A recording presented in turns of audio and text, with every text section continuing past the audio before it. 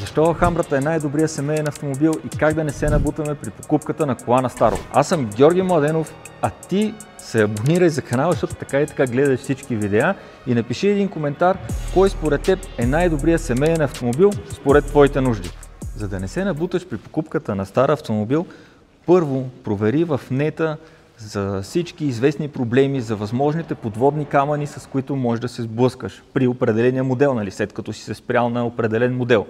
След това е много важно, когато отиваш да гледаш колата, вземи някое незаинтересовано лице със себе си, дори човека и да не разбира толкова от коли.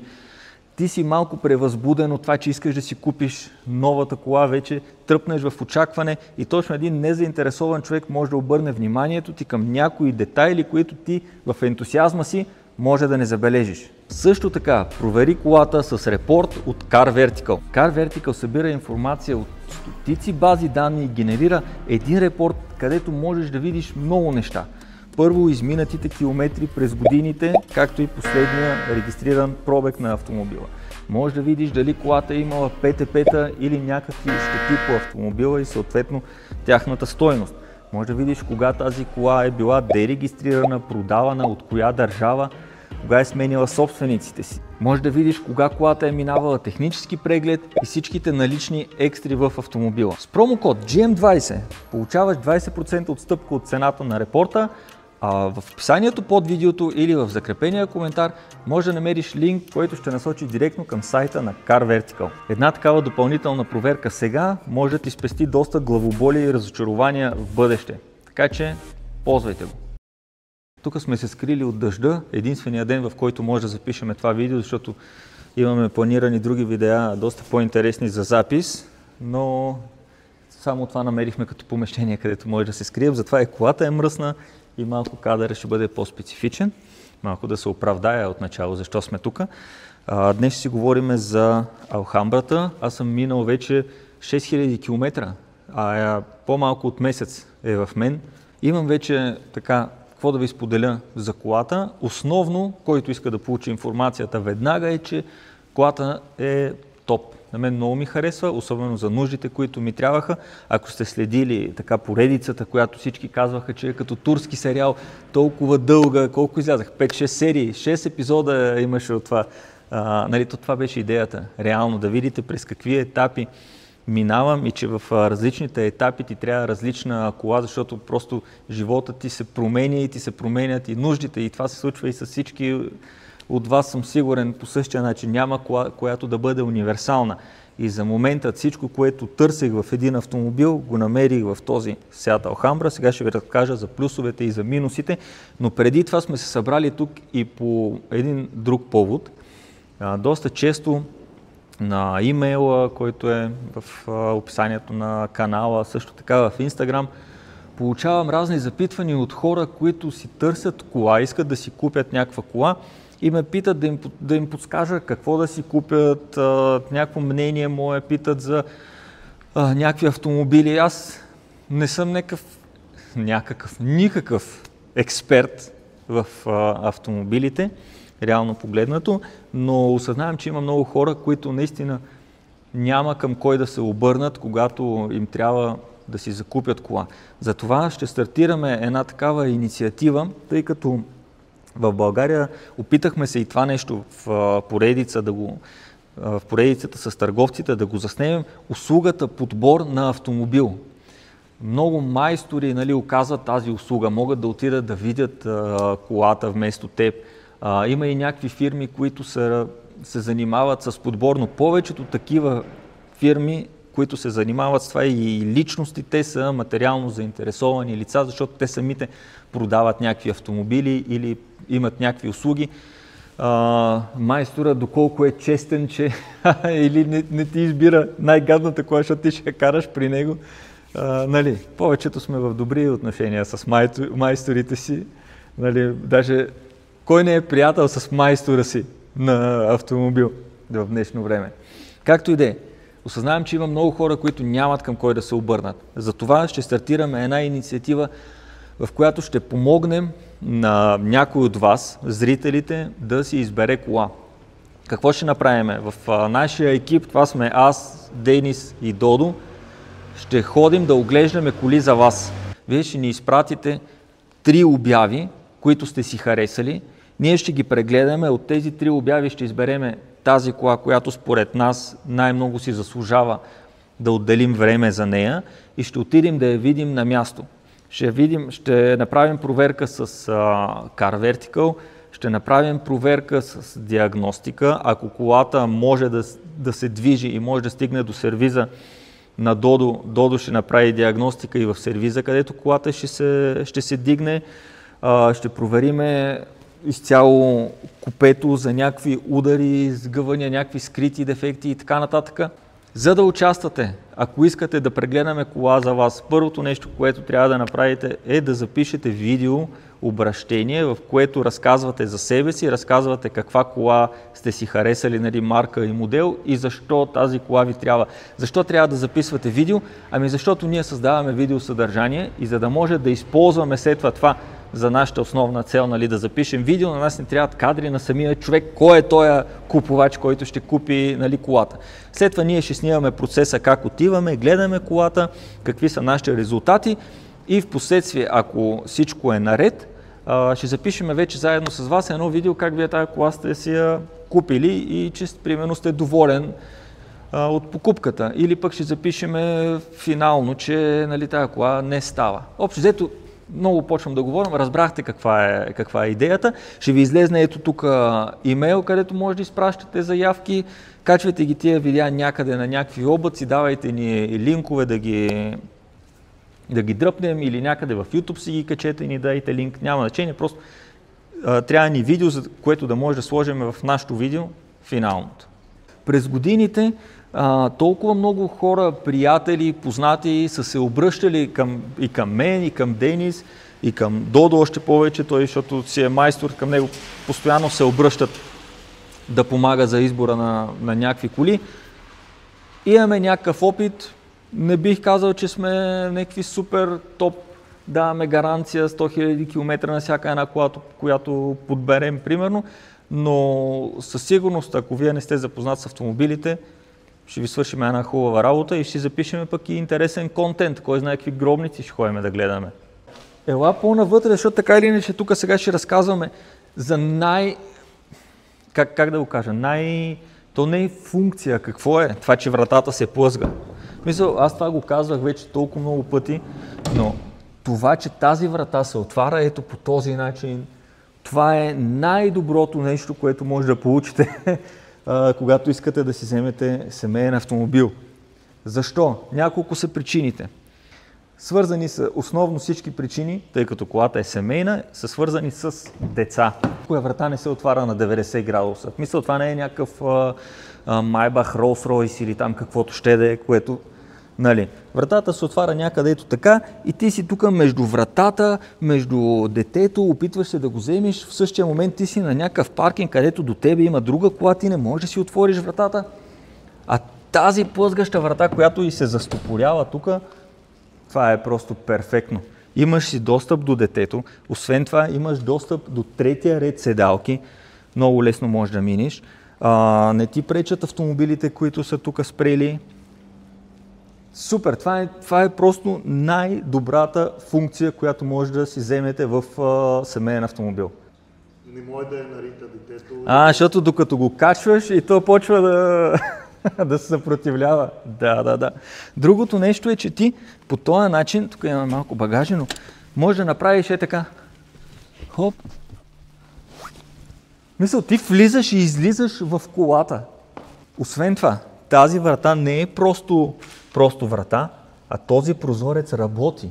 И се сваля. Между другото, не знам доколко се сваля. Доколко надолу може да се свали. Чакай, сега ще го тестваме. Да бе, додолу, почти додолу. Човек!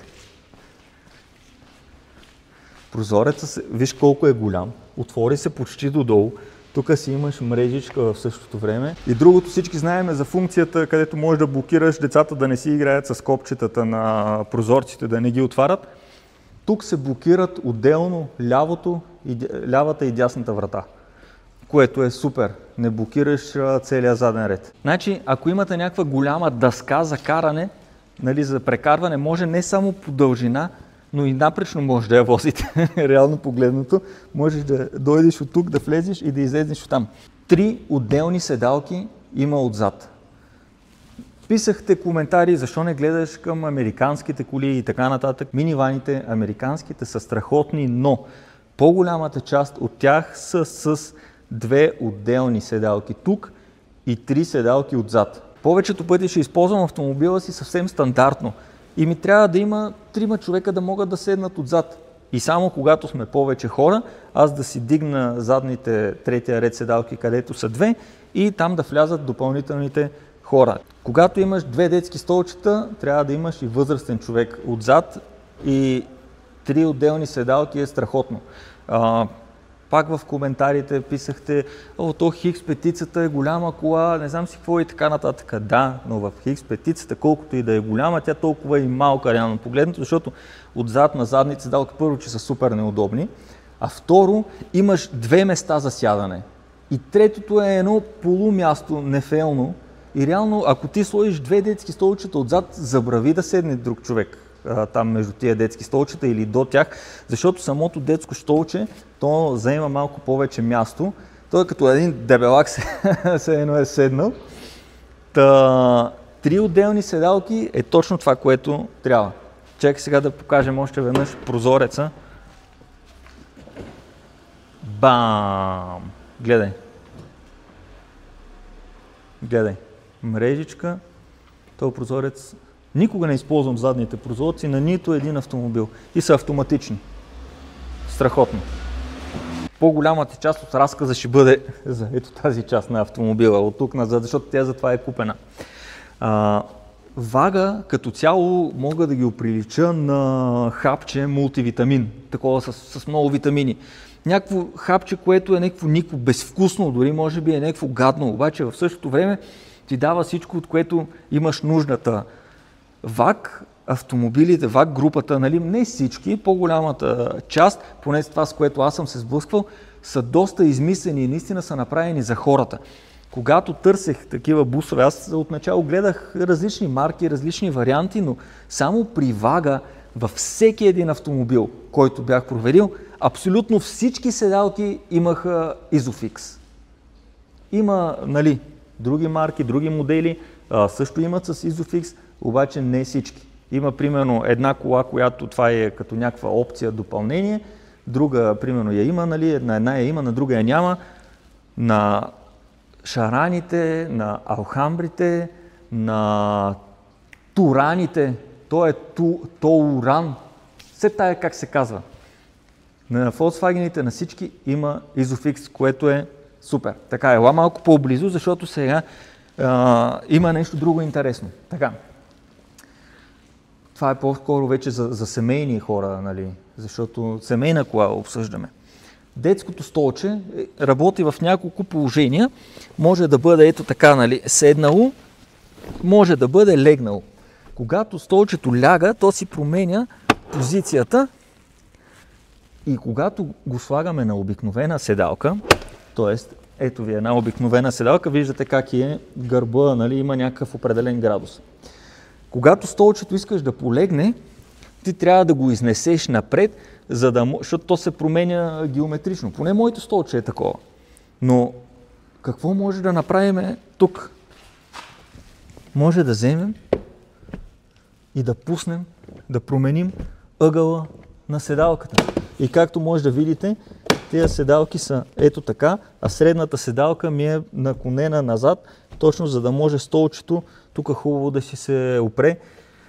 И това да можеш да си движиш облегалката, нали, е яко, но какво още можеш да направиш? Можеш, аз това между другото не знам откъде се прави. Това може би е. Не, чакай, това ми е за... Не бе, Жорк, ей тук. Къде? Да, в средата, да.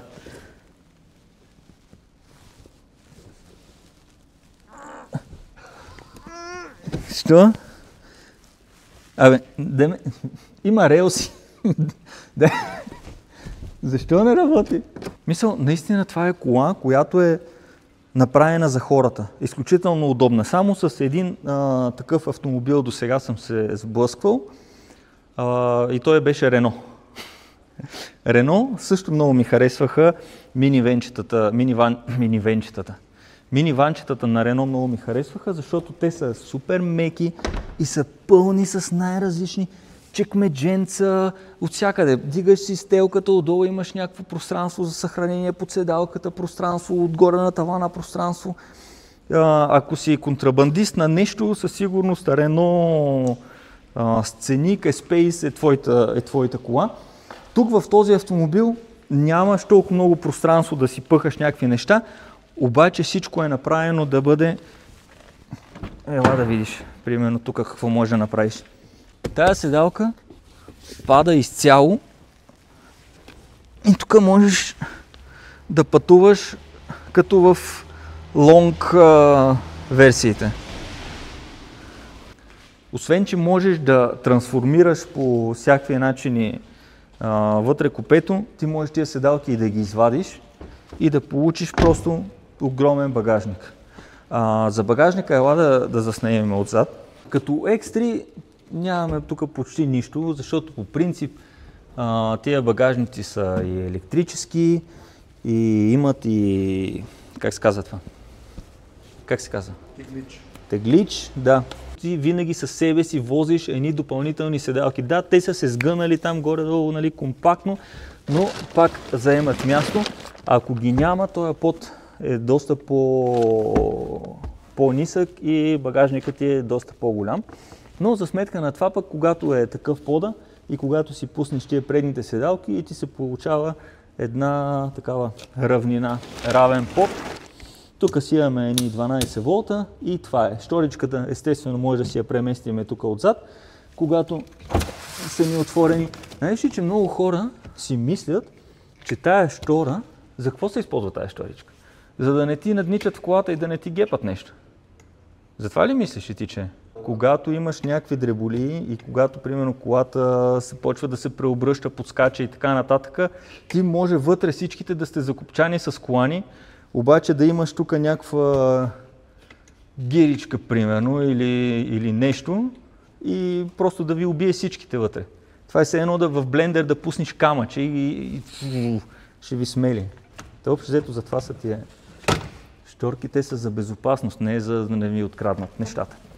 Така, относно, дай да се върнем тук отсам. Тази кола е абсолютно същата като Шарана, Volkswagen Шаран.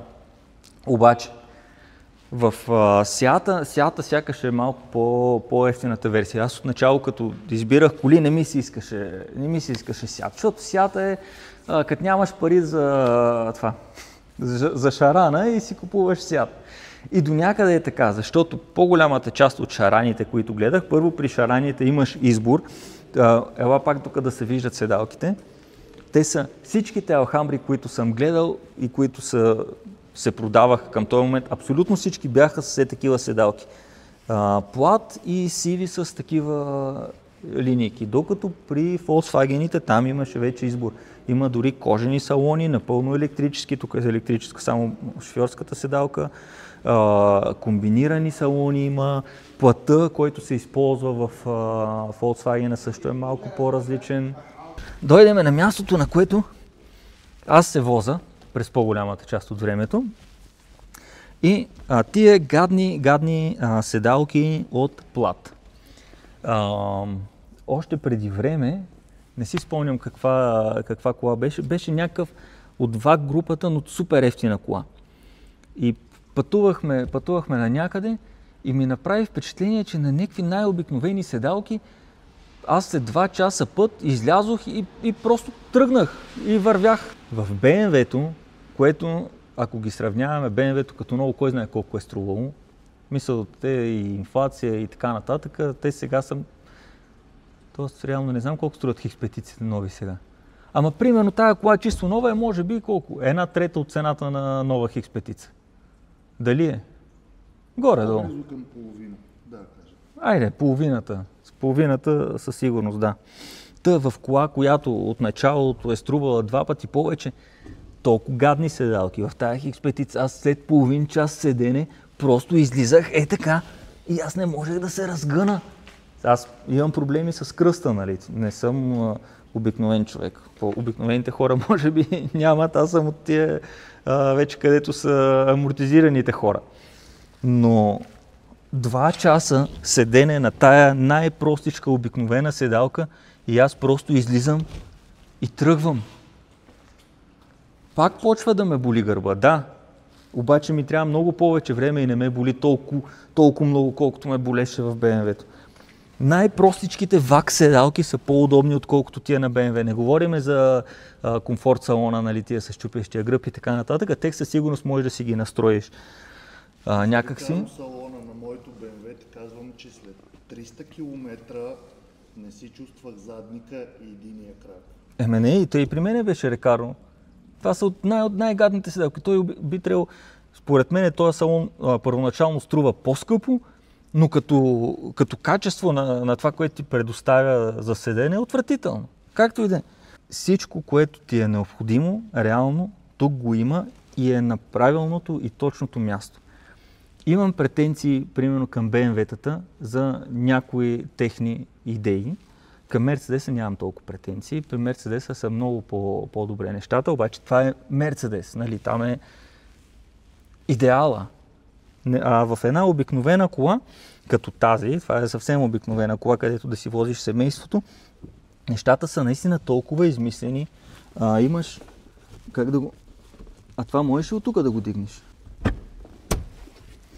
Те са си го измислили. Дори започвайки от подлакътника, този подлакътник, най-обикновеният прост подлакътник, само че ти можеш да го регулираш по височина. Нали, тук имаш пространство за съхранение, което е малко. Можеш да го направиш малък, можеш да го изкараш напред, да си го настроиш както ти трябва. В BMW-то можеш ли да си настроиш височината на подлакътника? Не можеш. Да, можеш да го издърпаш напред, но не можеш да си настроиш височината. Което особено сега, когато това са в комбинация с ръчни скорости, да, когато си с DSG, си включваш драйва, дори да ти е така и си седиш и си караш. Обаче така не можеш да превключваш скорости. Тоест ти можеш да си го направиш, караш си така в града, след това си тръгваш, така ти е на различно ниво спрямо вратата. Правя си, излизаш си на извънградско, ръгаш си 6-та, дигаш си подлакътника и си седиш и си 2011 година колата връзва се с телефона сама, след като веднъж си се вързал, тя след това автоматично всеки път, когато се качиш в колата, се връзва. И интересното в случая е, че ако си пуснал нещо да слушаш, там YouTube, Spotify или каквото и да е, върви ти някакъв запис.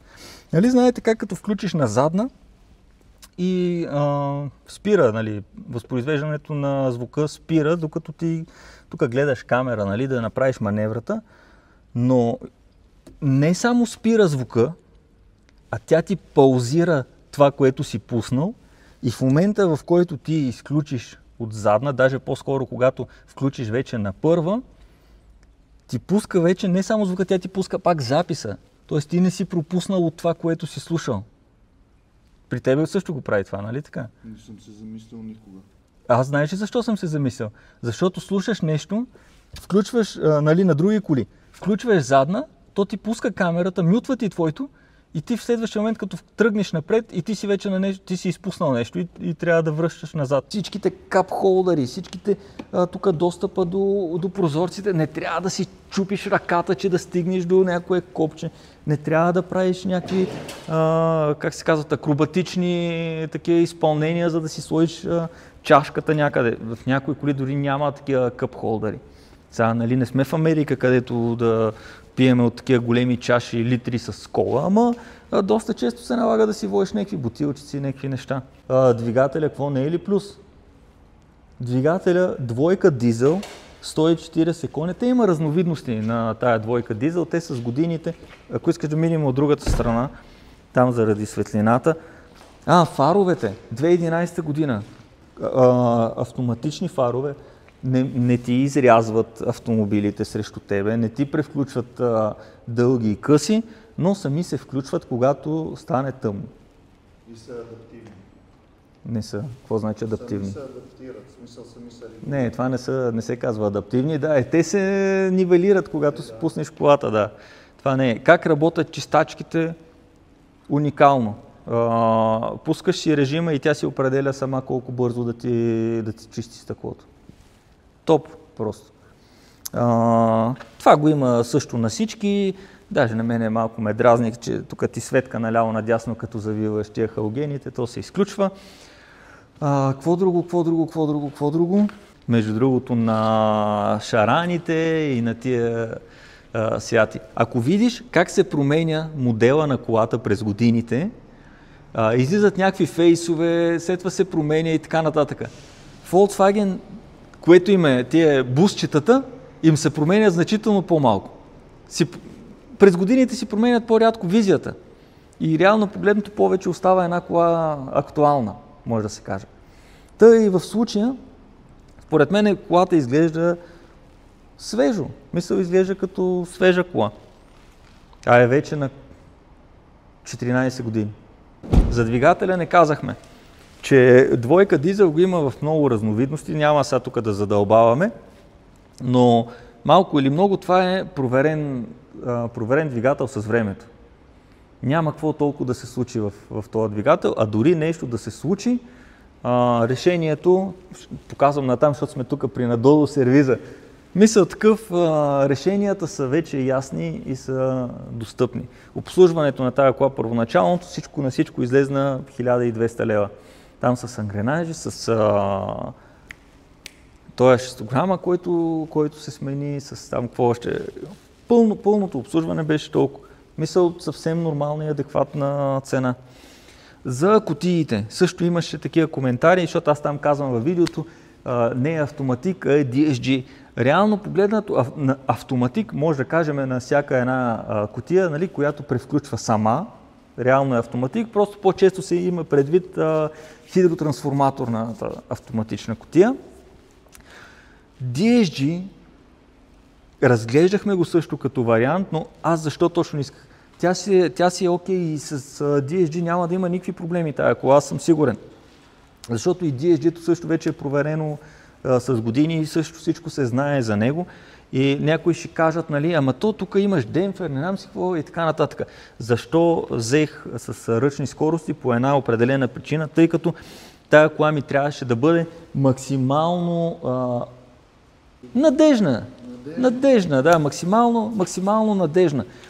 И в случая с ръчните скоростни кутии е много по-малък шанса, аз не казвам, че той е голям при DSG-то, нали, и там е малък, но при ръчните кутии е много по-малък шанса ти в един момент, както си караш колата, изведнъж нещо да ти се случи.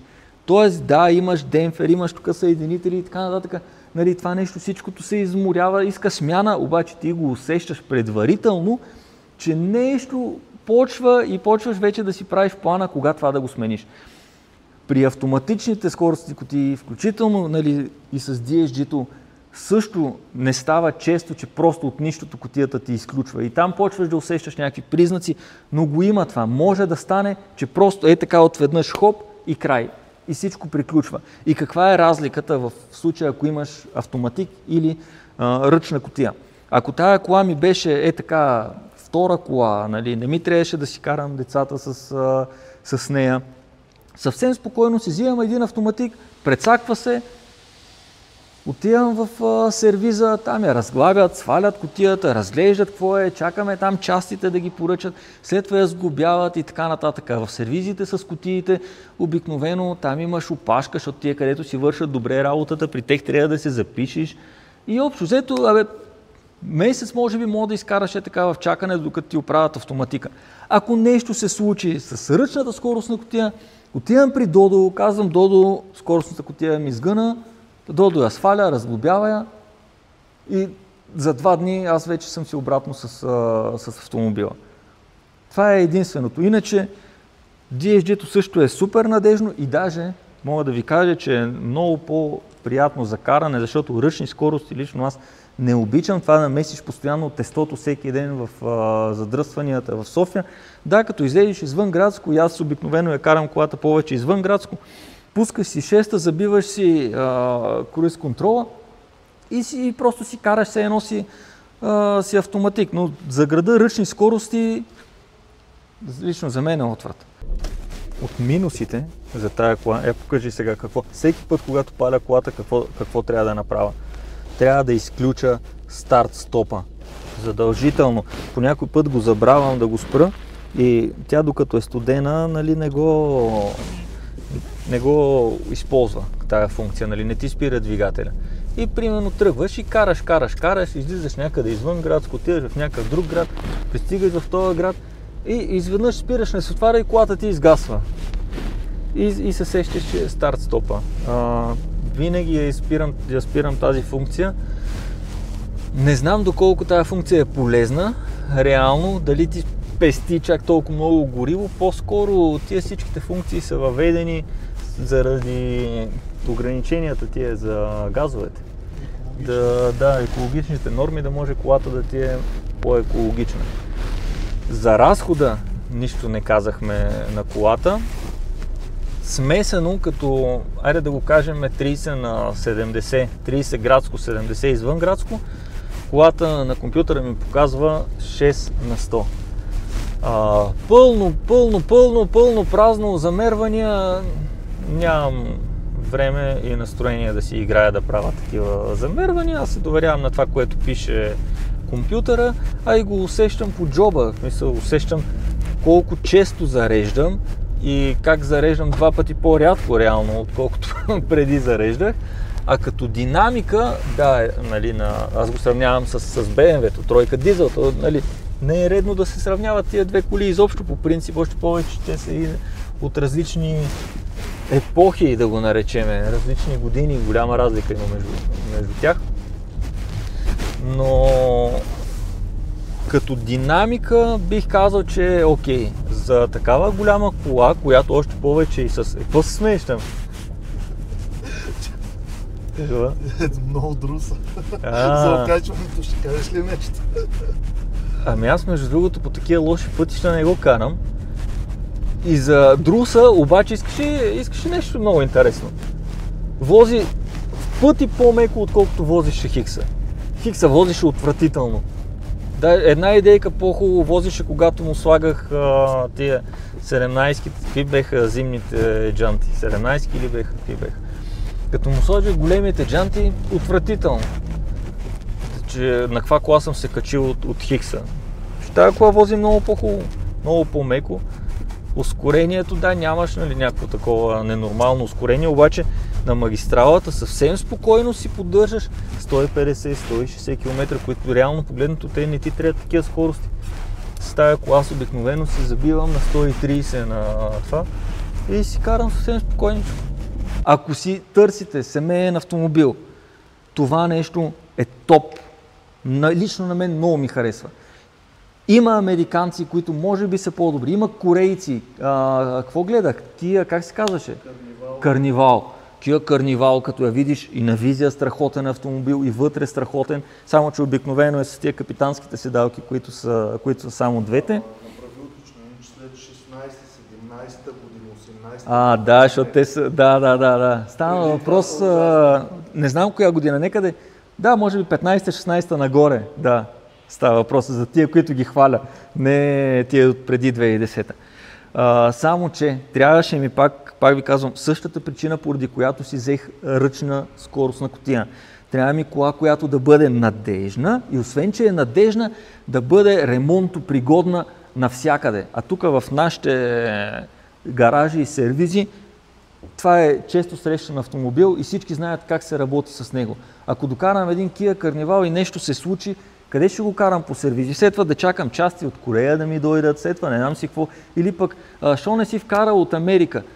Не исках да се занимавам с това. Не исках да рова, да търся кой модел е само за там. Ще си вкарам някой модел, който е само за там. След това тук няма да има части. След това ще трябва да ги чакам. Може би не съм прав. Може и да не е така. Но в моята глава си го представях по този начин. Трябваше ми кола, която да е европейска, да е позната на абсолютно всички, да има много части и да бъде ефтина сравнително за поддръжка и проста. Много е прост. Много си прост. Този свят е много прост. И така, благодаря ви за вниманието. Надявам се, че това видео на някой му е било полезно. Ако иска да си купува такава кола, със сигурност няма да съжалява, ако го направи. Дали ще е Алхамбра, Шаран или... Има ли трето?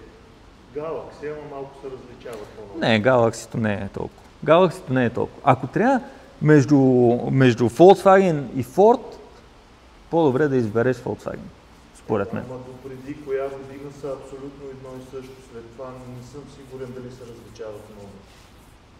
Ами, не мога да ти кажа. В началото на 2000-те години имат само различна емблема. Тези, да, сещам се. След това, не знам. Не знам. Кой го... Все тая, мисля някакви минивани. Това е. Айде. По-друго. История искаш да разкажеш? Исках да разкажа история, да. Ние знаем ли на къде да караме? Айде просто ще карам и като свърши историята ще видим къде ще сме. Горе-долу знам посоката, къде трябва да се движим.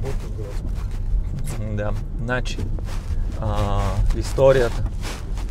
Записваме го сега това малко в последствие, защото се сетих за тази история вече след като бяхме свършили с основното видео, но съвсем наскоро ми писа едно момче, писа ми в Инстаграм, имейл ми изпрати. И казва, нали, че си е харесал една кола, която той е прегледал, значи той е гледал в Car Vertical, даже ми изпрати отчет от Car Vertical, където може да го видите какво представлява отчета. И ми изпрати обявата и каза следното, че той е ходил на място да я гледа тая кола и била неразличима от нова на място. И с 100 000 км свъртяна надолу, аз го прегледах. Да, реално погледнато тая кола, добре, айде да оставим на страна, нали, свъртените километри.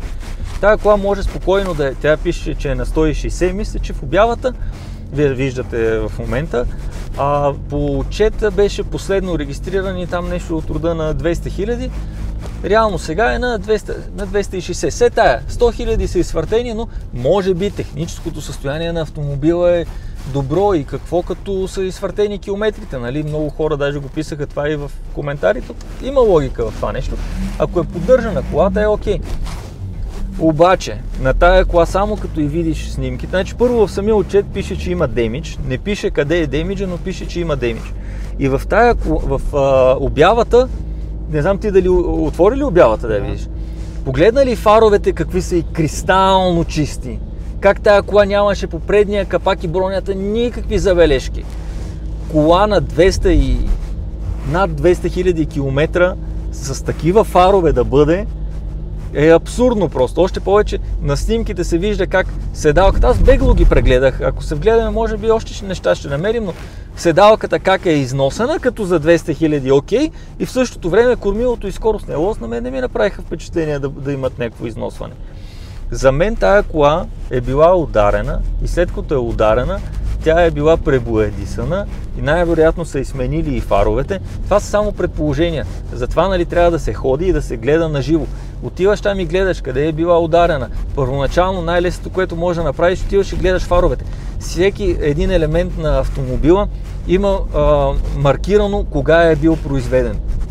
Ти можеш да разбереш, ако тия фарове в последствие са сменявани, да, те може да ги сменят с фарове от морга от същата година производство в автомобил, но да изглежда толкова добре този фар, със сигурност е по-нов. И със сигурност, ако отидеш и видиш на фара датата му на производство, тя ще бъде много по-късна, отколкото самия автомобил. И трябва да се види изобщо как е направена тая кола. И това момче, защото, нали, аз му отговорих, че мисля, трябва да се гледа на живо, нали, по това, което се вижда, нали, бегал поглед по снимките и това, което се вижда в отчета, само по това аз не бих я взел тая кола. Нали, трябва да се ходи да се види на живо, нали, какво е реалното й състояние. Нали, и той ми пише, ама тя на живо е перфектна, всичко е такова, неразличимо от нова. Не му дава да я изкара от автокъщата. Нали. Но е така.